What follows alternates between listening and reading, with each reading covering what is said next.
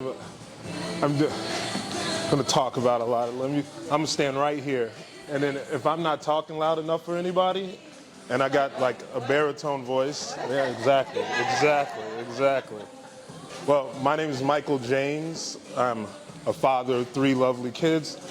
I live with my girlfriend, Rebecca. We've been together for about 10 years.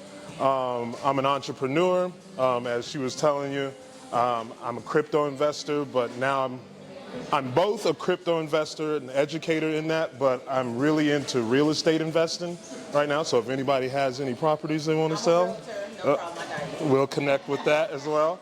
And then so I'm interested in investing overall is like my passion, is what I like to talk about. It's kind of boring. I like science and stuff like that. But all in all, Michael James, father of 3, crypto entrepreneur, and also a real estate investor. I own a company called Fourth Eye Visions, and it's a crypto, blockchain, and AI education business and platform. It's a private community that I have where I teach the strategies that I used in order to get financial independence. Just a little backstory, a small backstory on what qualifies me to talk about it is that I took a $14,000 investment and turned it into $375,000. And then I took the $375,000 and turned it into multiple 7 figures. And I started buying real estate. And then so I would like to share that we're in one of the greatest opportunities in the financial structure of not only the country, the world in general, is that I named my company Fourth Eye Visions. It's based after the 4th Industrial Revolution, which is what we live in right now. There was coal, gas, and nuclear energy, and then it was the internet, which is the 4th Industrial Revolution, and everything's digital. Everyone has a computer in their pocket. It went from the 80s, there was this, well, even the 60s, and in fact, blockchain technology is actually pretty old. They just found out that it's easier to control things if you actually implement it in other things. And so, but everything's getting digital, it's automated. How many times have you heard of AI? How many times you hear Bitcoin in the past couple of things, right? But just to let you know, you're still early if you want to get invested in it. And in order to replicate, like not everything is duplicatable, in my honest opinion.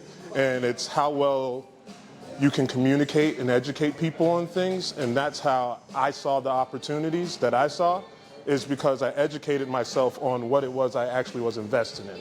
It's just like if you invest in a stock or your 401k or your IRA.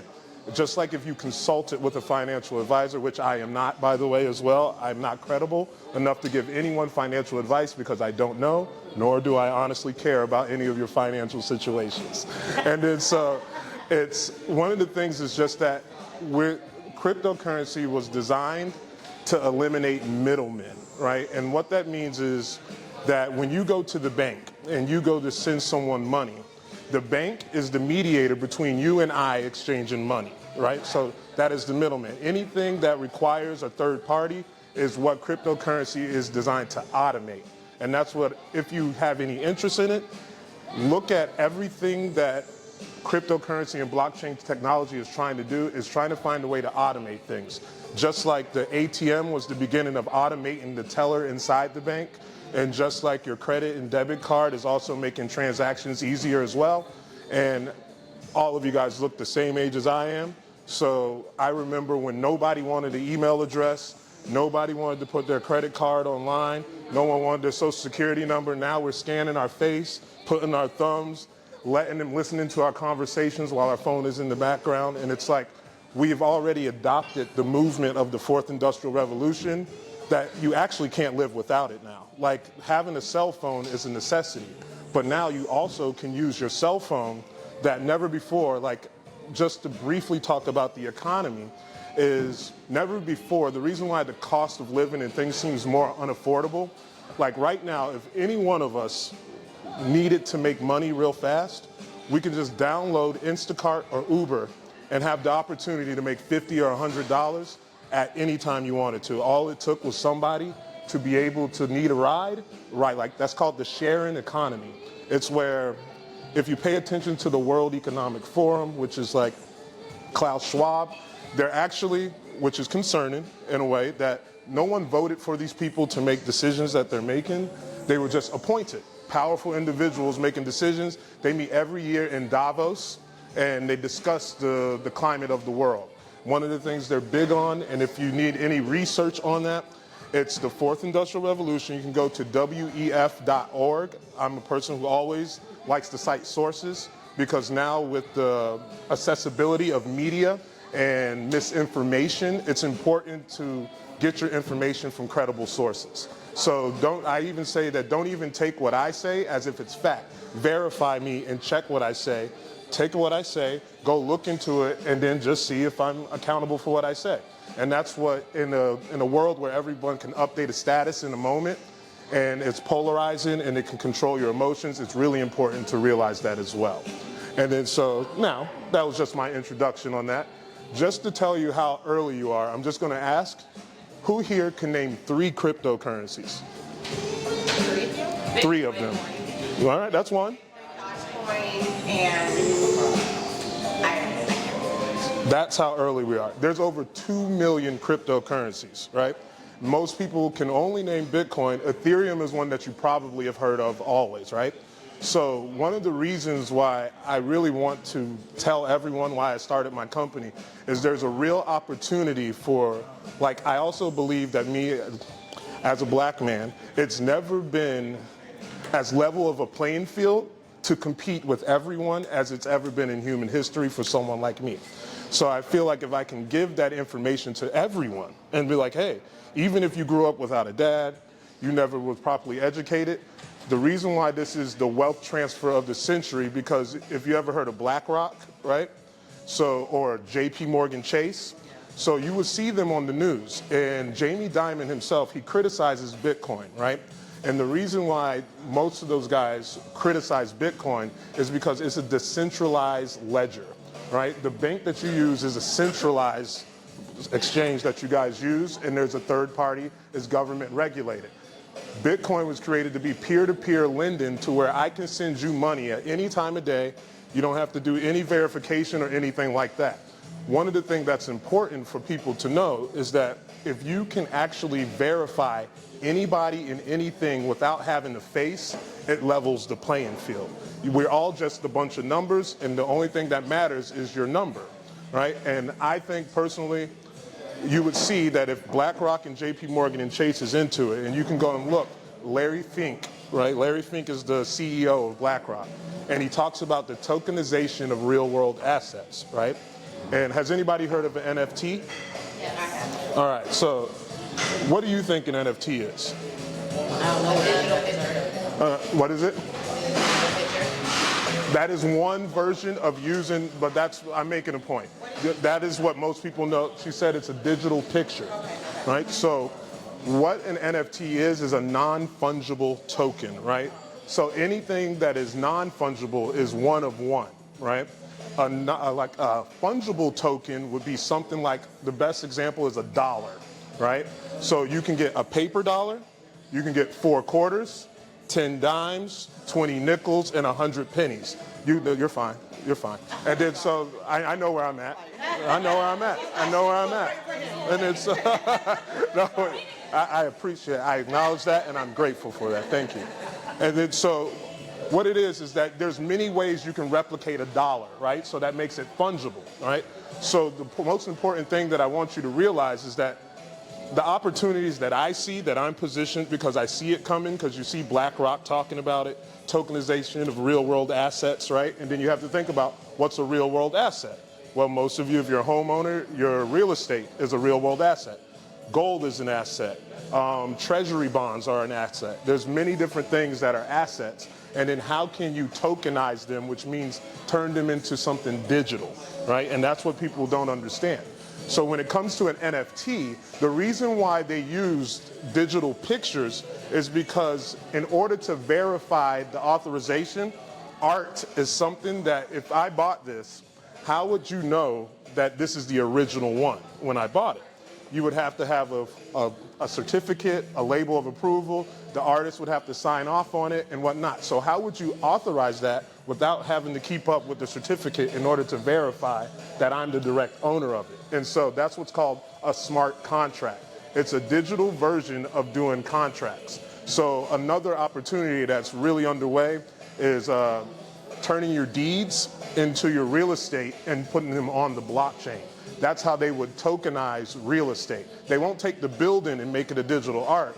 And if you want to see that they're already doing it, and it's only available in 6 states, Florida is one of it. The company that is doing it is based out of Tampa. It's a title and escrow company that is designed on the blockchain, meaning that if you wanted to sell your house without any middleman, which is the title company when you do real estate transactions, or the mortgage company, there's an automated smart contract platform that verifies that I have the funds if you would like to sell me your house, and that there's also the value of the house, and then the direct ownership will be digitized on the blockchain and you can verify it. How is that company not now the middleman? Pardon me? How is that company not now the middleman, though? You're just replacing one middleman with another, no?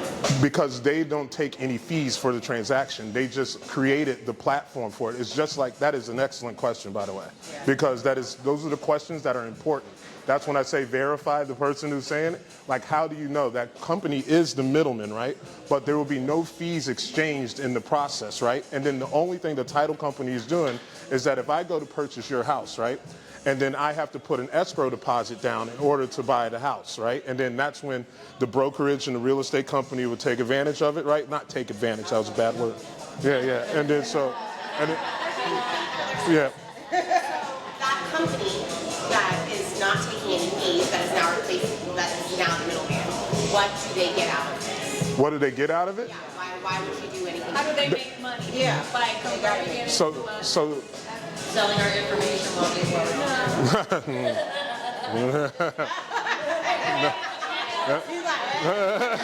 yeah, you're not wrong.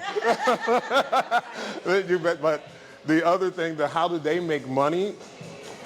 How do I say this? That contract that you're talking about. So It must be a fee. So that is the way. So the best way to explain that, right, to the best of my capabilities, is that there's always going to be something in the middle of someone doing the transaction, because the one thing you need is a trusted source, right? So who would be the trusted source? The difference is that if you haven't seen the Wells Fargo lawsuit where they're writing different mortgages for different types of people and things like that, those kind of like entitle fraud, entitle insurance fraud and things like that, if you own the validator node, this might be too nerdy, but it's like when you write a blockchain application, right? It's not that I'm the person who owns it, right? I'm just hosting the node that everyone can use, right? So then how it gets money is that because you're using my node, I get money from you doing business, but also the only thing I'm doing is getting a small fee that is just covering the cost of processing the transaction. There's no commission or anything else to it. So by hosting the node, like if you did it yourself, it would be a way that if you can verify the transaction, like if you can build a node yourself, and right now there's a huge opportunity if you haven't seen like NVIDIA, how their price is just going up. It's the combination of people trying to buy the hardware to compete with artificial intelligence and blockchain technology, right? So the reason why NVIDIA is just like, seems like it's keep going up and up and up is because they control the marketplace, because they have the most microchips and they have all the hardware. So now there's big players who are trying, like NVIDIA sells their microchips for $200,000. You and I are not their target audience. It's bigger corporations. So if you know someone who's in the real estate business, this is a hot tip, telling them how to turn a title, their own title and escrow into the blockchain, the persons who lose the most are the people who works at the title company. Like the first people, like when you see the self-checkout take the cashier away, right? You won't need them anymore. Yeah, and that's the middleman that's eliminating it. So the people, you ever heard of the Cantillon effect? So the Cantillon effect is an old economist who said that the reason why average people will always be poor is because the financial and money that is printed or made, and like the people who own companies and heavily invested in assets, they are closest to the proverbial money printer. So as long as they're closest to it, and they know, just like when you hear about like who's the Speaker of the House, I always forget her name. Nancy Pelosi. You know how to hear how she trades and then she knows it? I honestly think anybody who knew the information they knew would do the same thing. Like it's like if you know that something's going to happen, and then you can tell somebody that, hey, we're going to go to war, and you might want to invest in some oil. Anybody would do that. It's like you know, it's like it sucks, but it is what it is. But they're the people who are closest to the money printers. So whenever, like Nvidia, is not getting money from us. They're getting money from the people who benefited from the largest money printing in history, right? And because the real PPP loan people were the people who had profits. Like if you had business structure entity, right, you never had to pay it back. And so when the stimulus was printed, people like Apple, Amazon, who had proper business structure, they have the right legal team, the right accountants, right? They can get a PPP loan or whatever kind of loan and not have to pay it back because all they have to do is reinvest it into their business because that's all you had to do. It wasn't buy a Lambo. It wasn't buy some Gucci bags. It was take this money, reinvest it in your business so you could stay stable while we shut it down for 2 years. But no one really realized that the people, because it was a lot of money printed, and we were getting what? $1,500 checks, $600 checks. And then so like, where's the rest of that money go? And we're talking about the most money. And it's just like, so one of my things I'm big on is follow the money. So when it comes to, when I talk about crypto, like I don't talk about the meme coins and all that other stuff, because like if you were to give me money and tell me to invest it for you, right? I can't go tell you that, hey, I took that $20,000 you gave me and I put it in this coin with a dog on it, right? Oh, what does it do? Nothing. like so, and then you go to, it's like, what do you expect? And it's like, what do you expect from something that does nothing? Nothing. And that's why I'm not saying there's people who made a ton of money investing in it. It's just, there's way too many other opportunities that you can actually verify and make a conscious and educated decision in, that if you hear someone like BlackRock and they have an interest in something, they're the largest asset manager in the world. They're talking about taking assets and tokenizing them and put them on the blockchain. You don't need to be an expert to follow that money. I was like, what do you mean? So what kind of assets do they have? Real estate. So one of the biggest opportunities in crypto is finding out, like, Bitcoin is one, but if you want to make a lot of money, Bitcoin is like, what did they say about gold and silver? Gold is the money of kings and silver is the money of the peasants, right?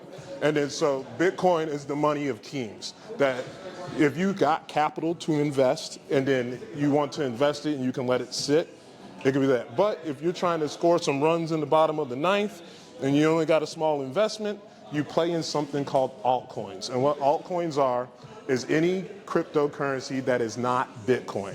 It's an alternative coin to Bitcoin, and that's what altcoins mean.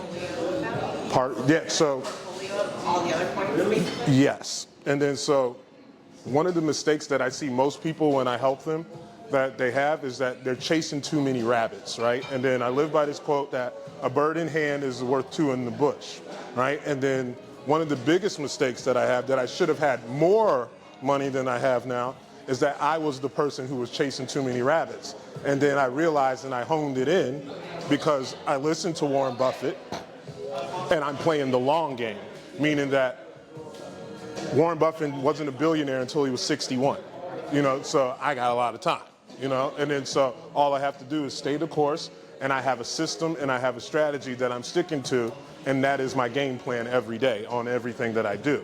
And that's the first tip that I give anybody, is first find something that you understand. Bitcoin was created to be permissionless, borderless, and censorship resistant, right? So that's the concept of how it works. Borderless means that you can be anywhere in the world and you can utilize the network. And that is the value of Bitcoin. In the digital world, the network that you use is the most valuable thing. Just like right now, Sam Altman from OpenAI was saying that compute is the most important currency in the world. Because if you think about it, all of your videos, your pictures, and things like that, like we shifted from we don't even own those things. We share most of it on Facebook, and Facebook is a middleman for our pictures, videos, and our thoughts, right? So they control all of that data.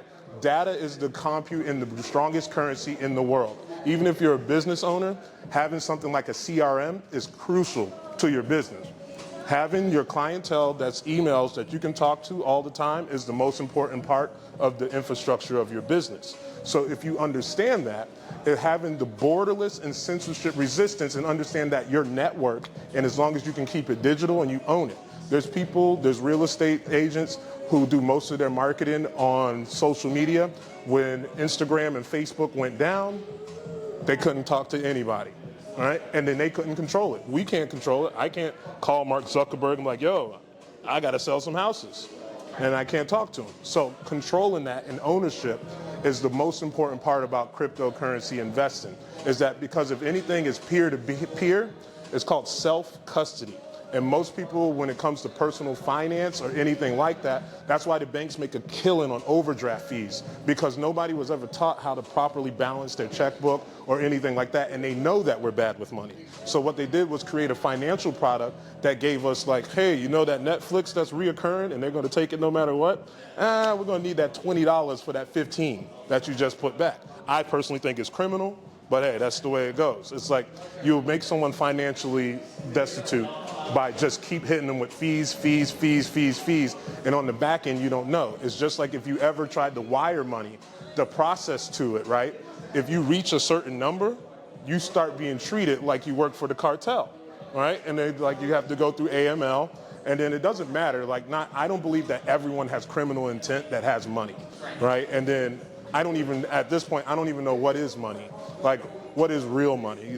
When you get a lot, you find somebody like what does America spend, $1 trillion every 100 days or something like that? Like, and that's incredible. That like $1 trillion can fix everything, according to if money was real.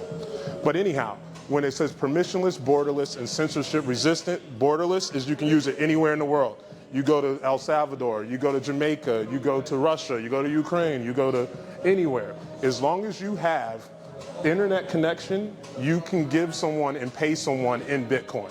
And that's something, yeah. No, please do. When you talk about different countries and Bitcoin, that value stays the same. Yes. Versus our money, a different value in a different country, etc. Right? Yeah. True or not? Am I understanding correctly? So, it depends. So that question is great. So what you're asking about is foreign exchange, right? So foreign exchange is based off the principles of fiat currency, right? So fiat currency is just like, dollars, yens, and then what's the lira, and then, yeah. So those exchanges of currencies are different. The cryptocurrency and blockchain is its own value of network, right? So then whatever you sell that for, once you exchange the currency for fiat, or what you can even exchange it for another currency, it takes the value of what you're trading it for, right? So let's say if the global market says, so right now the reserve currency of the world is the dollar, right? So if you go to give someone a Bitcoin anywhere in the world, they're going to relate it to $55,000 in US dollars, right? And that's because it's the reserve currency. So if you actually sell it to somebody and they change it for yen or anything else, they don't have Bitcoin anymore. They have yen. And how much is the yen worth? And then so that's the difference in price. So you won't, the foreign exchange doesn't apply to it. The real part that's hard with cryptocurrency is once you go global, right, you're dealing with different tax on it, right, and different governments. And that's what the big issue is, right? Because let's say if you don't have a face, right, and then so most of my Bitcoin doesn't have my name attached to it. It just has my wallet address that I purchased it on, right?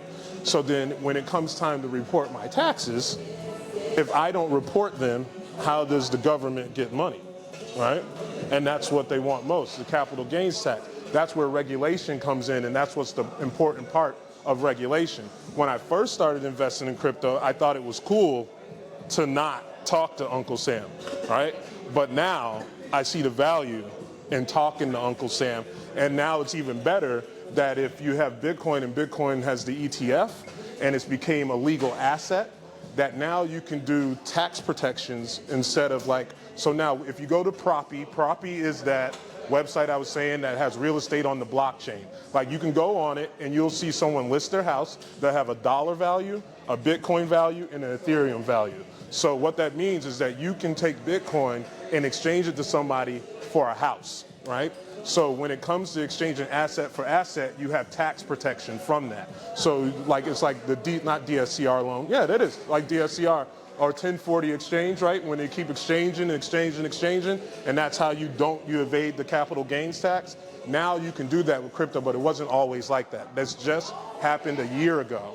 But I already see, as someone who's been involved in it for 6 years, is that I already see that the more people who can see this opportunity, it's because they still haven't put all that money they have in the side into the market yet, because they haven't figured it out.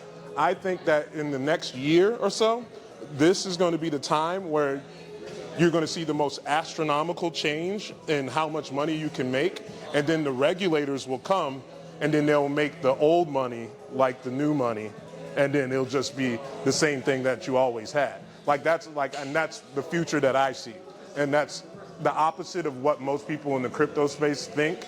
Like, they think that it's going to be this free-for-all Cowboy West thing, and I was like, no. Once the big boys come in with their money, they're going to implement their own systems, they're going to control the market, and then you'll never have the opportunity to do the things that you were able to do today, at least, and as well.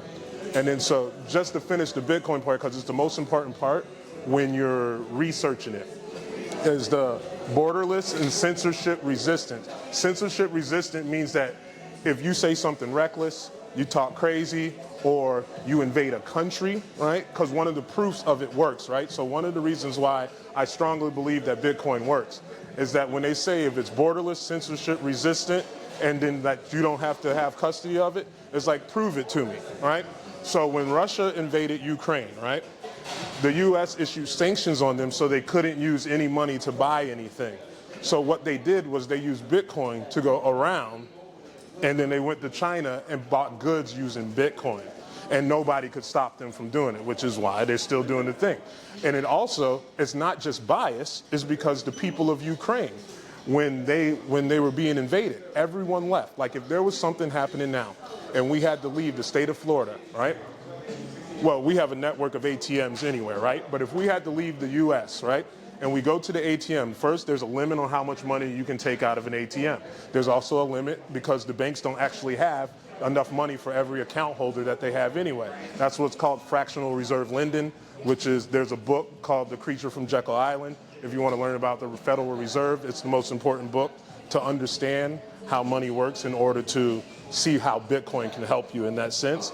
But the people of Ukraine, when they wanted to evade to run to Poland, people were sending them Bitcoin and Ethereum to evade the thing. So it worked both ways. It wasn't just like, hey, only Russia can use this network, and it wasn't that only Ukraine can use it. Both parties can do it, and it was a very dire system.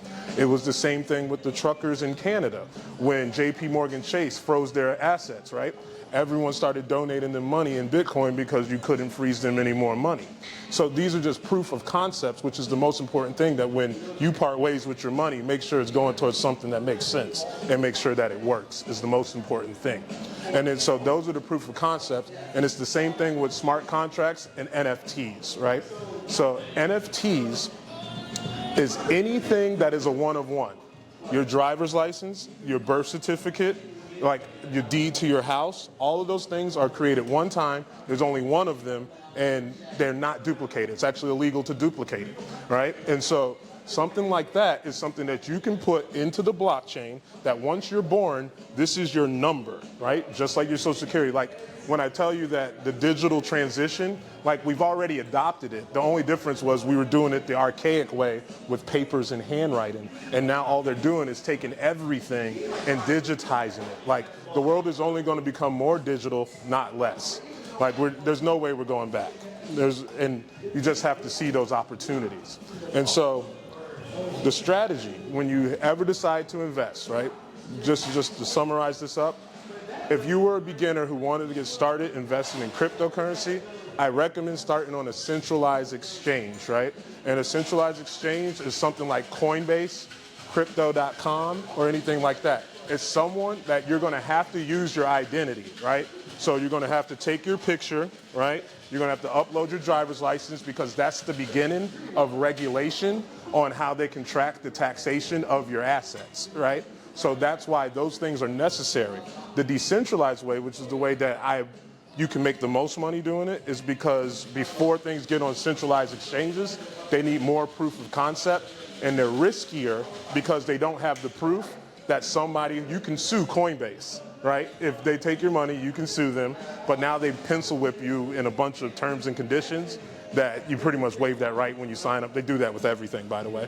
And then so like they'll pencil whip you with that, but you can sue Coinbase for someone, like even if I was to tell you to put your money into something, you could legally sue me for giving you financial advice, and I don't have the credentials to do so.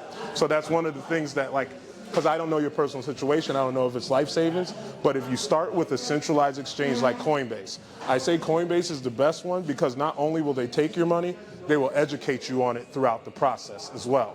And then not only do they educate you, they would give you some cryptocurrency as they're educating you on it. So if you went logged into Coinbase now, they'll teach you about Proppy and what I'm telling you, and then they will give you like $5 worth of it, right? Then they'll teach you about something else. And right now, if you sign up for Coinbase, they're not paying me to say this, I'm just telling you an opportunity, is that you can easily get $300 worth of cryptocurrency just by starting a Coinbase account today. And then it used to be more plentiful than that. But also you just get the centralized exchange, and then you need to look at proper sources to research your projects. And there's a website called coinmarketcap.com. You just go onto it, and it's just an aggregate of all the information. Those two things, not to get too complex, are the two most important things that if you want to get started on it, or just talking to somebody who knows what they're doing, and then they're a trusted source. And I recommend always get your information from somebody who is leading with information and not price speculation, right? Because one of the biggest cons in the world is, that's why they call it a con man, is because you're a person of confidence to say things that, like, I can predict the market. My Bitcoin's gonna be $100,000. I'm gonna tell you, I don't really know. I don't have a crystal ball. If I did, I probably wouldn't be here today if I could tell you, just so you know. And it's like, but you gotta be wary of people who are telling you price speculation, because some of these companies, because they're so young and the power of social media, that they would pay an influencer to talk positively about their product, and that's like affiliate marketing, right? And then what they would do is they would tell you all the good stuff about it, but they'll never say cons, right? And so when you come to research, I also recommend just basic things you heard of. It's called a SWOT analysis, right? It's strengths, weaknesses, opportunities, and threats, right? I do it with everything, right? It's like, because I don't believe everything is sunshine and rainbows. There has to be a downside, and then someone has to tell you the potential downside of anything. If like, hey, you know, if you go invest in this, there's a good chance that if you don't do this right, you may lose all your money, right? And then, but the upside is the return on investment is very high. And then so those are the things that I believe that is the most important when it comes to just trying to get started in cryptocurrency. Again, I have a community. No one's obligated for anything. I meet every Wednesday on Zoom, and what I do is I talk about the market, right? You can follow me on social media is what I talk about. I talk about real estate too, because I have to use social media for finding leads. That's crazy if no one does that, by the way. Is that so? I talk about it all the time. I talk about the market. I say some things that goes against the traditional way of thinking, right? And it's because you have to have someone who has a voice that says things that isn't on par with everything. But I don't say anything like crazy. I'm a respectful individual. And then I also cite sources. I actually like to be challenged, because I don't think I know everything. And then because I can't grow if I think I already know everything. So if you came to me and told me that, hey, I disagree with this, I'm going to research it first, though. I'm not going to be like, I agree with it. I'm like, you know what? You were right about that. And then, you know what? She was right about this. I think we should go back. And that's really important going forward, is that if people can't handle criticism, it's a red flag to me in anything. Because not everyone's delivery, there's courtesy and things like that and being respectful, but not everyone has that. Not everyone has that tact, like you were saying. And then I also know that. Some people are just off the cuff, right? And then and I step back and I control my emotions a little better than I used to. It was something I learned. And then it's just that, all right, maybe yeah, it's because not everything's about you, but it's one of the things that's most important when you're researching something and you're confused about something. I like to warn you about the things that I saw. Like, I lost money in certain things by being overly hopeful about things. I lost money by believing that a celebrity knew more about something than I did, right? And it was like, oh, Tom Brady likes this, let me get in on it, right? And then like he's not teaching me to throw a football, he's actually telling me to invest some money. And I don't know if I believe Tom Brady on that, because tons of athletes go broke all the time, right? And also they have endless capital behind them that when they make a mistake, like, they can recover from it. I can't. And then so that's why it's important. But there's a huge opportunity, ladies. We're in the greatest time in human history, although it seems a little polarizing and uneasy, but I truly believe that all of us have opportunities, and if we focus on the negative, we'll let the positive go by us. And then so I say that just look, just take a look, don't take my word for it, is when it comes to Bitcoin, like, there's a reason why these huge asset companies are creating ETFs and giving you exposure to it, allowing individuals to put their retirement accounts attached to it. That's why Franklin Templeton is doing it. Go look at the companies that are adopting it, right? That's what following the money truly is, right? Because the only way that you actually can achieve success is to see the obvious before it's obvious to everyone else. I like to say, like, on Black Friday, you want to be the person walking out while everyone else is rushing in, right? Because in investing, no matter what anyone tells you, you always want someone to buy something higher than you initially did. And that's just the facts. And that's it, ladies. All right, so I bought the most Bitcoin. I bought Bitcoin with $5,000 when I started. Yeah. And then, When it first started? no, I wish. I wish. Did 100,000. Did you ever hear the story of Bitcoin? Have you ever heard of Bitcoin pizza? Pizza? Yeah, so there's a story of back in 2013, a guy purchased, just to see that if he could buy pizza with Bitcoin, he did it. And he bought it for like, Bitcoin was at like 36 cents or something like that. So he ended up spending like $12 worth of Bitcoin, which is even ironic on inflation. Buying a pizza for $12 is out of hand. And then but he ended up buying the Bitcoin pizzas, 2 pizzas for $12. Those 2 pizzas today cost $8 million.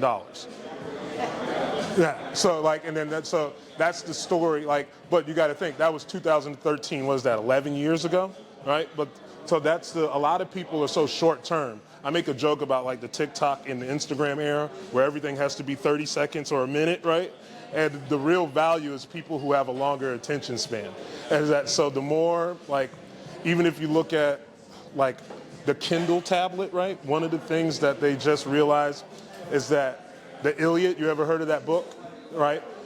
Someone actually read it on the Kindle tablet, but also read the physical copy and realized that it was revised on the electric version, right? So there's things like that if everything's digital, someone can control the information that you're consuming as well. And then so you have to be like, even though I may sound like a huge tech person, the most valuable resources in the future are going to be the people who can unplug from it. And then you can function without having to be plugged in. Like if you ever lost your power, like being able to sit and read a book, your child being able to be alone and bored without needing a tablet or YouTube to be plugged in, it's like those things are going to be very important. It's just like I was saying how if you own your pictures, right? Like, I think buying external hard drives and real books is going to be a huge asset. It's something that, like, it's a long shot in that I'm like later on in the day. So I took all my pictures and I put them in my own personal hard drive and I don't upload to the cloud anymore. They have enough information on me, and eventually, like, we're already like, and I hate to sound like this dystopian tech person, but you can already see that they're talking about the humanoid robots, Tesla, right? They already have like AI bartenders and servers that go around. Like, you can already see the progression. If you go into like a Brinker International restaurant, on the table, right, like Olive Garden or Chili's, right? I don't even think people go there anymore. But you don't even have to talk to someone to check out. You could just, like, that's the start. Like, that's, to me, I can already see it. Like even when it comes to like the Oculus, right? And then so one of the things that I teach is about AI. and how there's a huge problem with how much energy the servers for artificial intelligence takes up. That's why in the near future, you're going to hear a lot of talk about nuclear energy, right? They're going to bring it back because that is the most efficient version of high. Like you can look up TerraCore. Bill Gates funds it. It's in Wyoming. They plan to open it up in 2030. They have plans to open up 50 nuclear power plants. Like this, like if you go to look at these things, it's happening because they're trying to build the infrastructure to support AI automating everything, right? And so, but if you can see that beforehand, right, in 2030, you can have the money to go somewhere and unplug, if you know what I mean. And that's why I want people to realize that the opportunity to make a lot of money fast, right? That's why you'll see young kids, like if you look like YouTubers, a really funny statement of somebody, this is off topic, but it's really funny, is if you ever heard of, I think it's Owning Manhattan, it's a reality show from the guy from $1 Million Listing, right?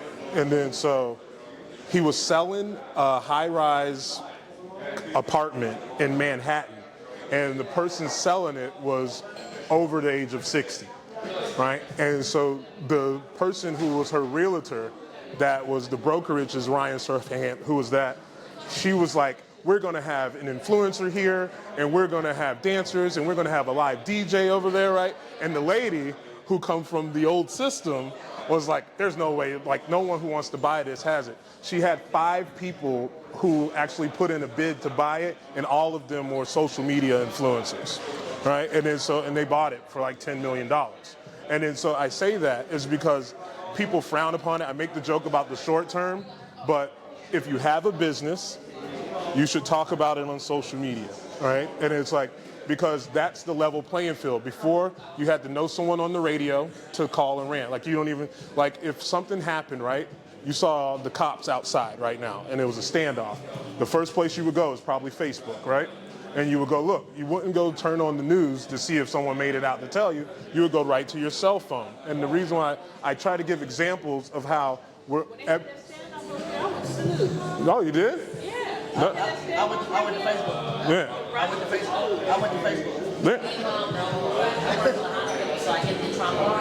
Yeah. Yeah. Oh yeah. Well, you got your ears to the street. Yeah. You got your own channel there. But I'll let you ladies go. But you can still go to the news online. Oh yeah. You don't have to wait to go home, so it's still the same process. And then so a funny story is the New York Times just they sued OpenAI for intellectual property infringement, right?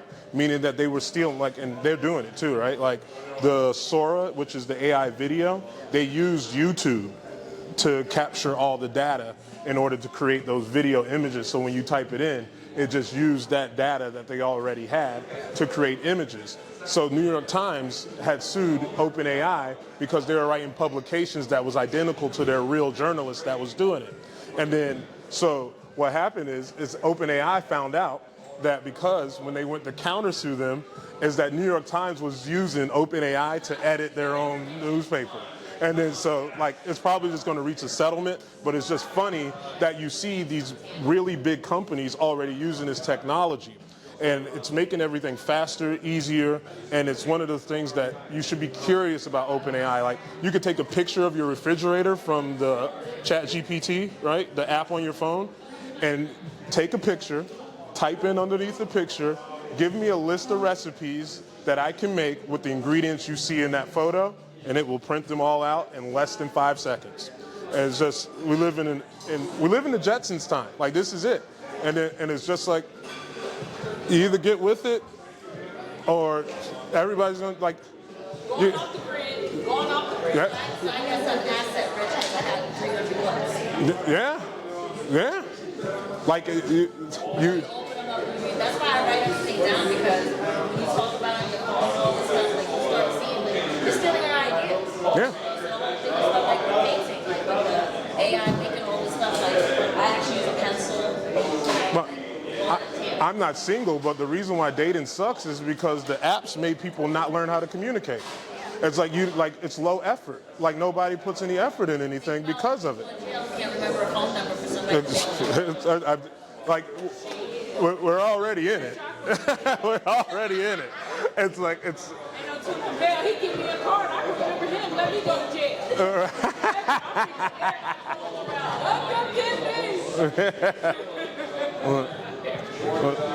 That's it, ladies. That's all I wanted to just present that to you guys. If you guys have any questions, you can look me up. My website is fourtheyevisions.io. You can follow me on social media. Who is Mike James is my thing, and it's who_Mike_James. But if you just put Mike James in there, I'll probably pop up. But I actually, I have a digital card actually. Yeah. But what's even funnier is I left my wallet in the car. You don't have the bracelet? No, so I have the card that you just tap to the phone, and then yeah. But you could just add so what it is, it has everything, right? You tap it, and then what you do is you tell them to scroll up, and then it'll go save contact, and it will save my picture, my email, my social media, and then I think it's funny that it puts your Cash App on there. I was like, I just thought that was funny. I was like, yo, yeah, if you're feeling generous, just go ahead. But if you guys have any questions or anything like that, you can follow me there. You can join my community. What I do is I give my exact strategy that I used in order to turn, because the most important thing is that once you make the money, I use my strategy because I seek consultation from a financial advisor. And so what I've done was that I implemented a strategy that was similar to the retirement plan that he had for me. And then so I just used the terminology that he showed me. But what is important, and what I also say to do, is if you go to an attorney, right, and you use AI, you can now use AI to give you a synopsis of how to talk to people that you didn't know how to talk to before. So if you wanted to learn how to do bookkeeping, right, and then structure your business to where you can have a profit and loss. So because it's one of the most important things when you try to get loans for business is that you got to make it look sexy. In the black community, nobody ever wants to loan their family money, right? I changed that. There's some that'll take a. There's some. Take a hit. Yeah, there's some that I see that are thriving off that, and that's why I changed my mindset. Is that I started telling my family members to make it look sexy to me, making an offer that I can't refuse. How much money do you want? How do you plan to pay me back? And then how does that make sense that you're actually realistically going to pay me back? And that's what most people who ask for money don't ever tell you. It's give me $20,000 to start a t-shirt business. What kind of t-shirt business? What's your profit margin, right? But if someone came to you and be like, hey, I'm going to be making 80% profit on these shirts. If you give me $20,000, I can pay you back in a year. That, I'll consider it. And I'll pay you back 3%. Right, and then that's because not. It's not very sharky. That's fishy. Yeah. But I live off a philosophy: don't be afraid of paperwork. Right? It's if I'm going to do what I say I'm going to do, right, and then the contract only means that you're going to do what you said you're going to do, and I'm going to do what I said I'm going to do, and I'm not afraid. You miss a ton of opportunities like that. And then especially as a real estate investor, getting hard money loans, that's where I learned that from. Is that as long as I tell someone that when I do this fix and flip, that I can turn this house in 6 months and I can give you your money back and I'll give you 10%, they'll give you $120,000. Yeah, it was you mean I can make $100,000 disappear and then you'll come back and then you'll give me $110,000? Yeah, that's it. Structure the deal. That's what I opened up with. It's just that verify, find qualified people to get your research from, and then it's just like me. Also, I invest in other things. Also, I'll put that out there. Is that I invest in businesses. Even you got to make it look good to me, but I like those opportunities, and I also want to support other people. And then and especially because I promised myself that if I was ever in the position to help anybody, that I would. And not only will it help me get to where I need to be, but it'll also empower the community. So I put that out there as well. And now I got to get to those 3 kids. Fourth Eye Visions. You got a phone? Fourth Eye Vision, yeah. Yeah. Let me go get my card. I left it in there. Oh. Look at this.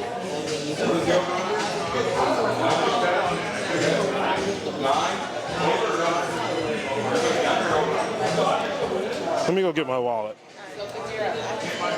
I was reading text messages.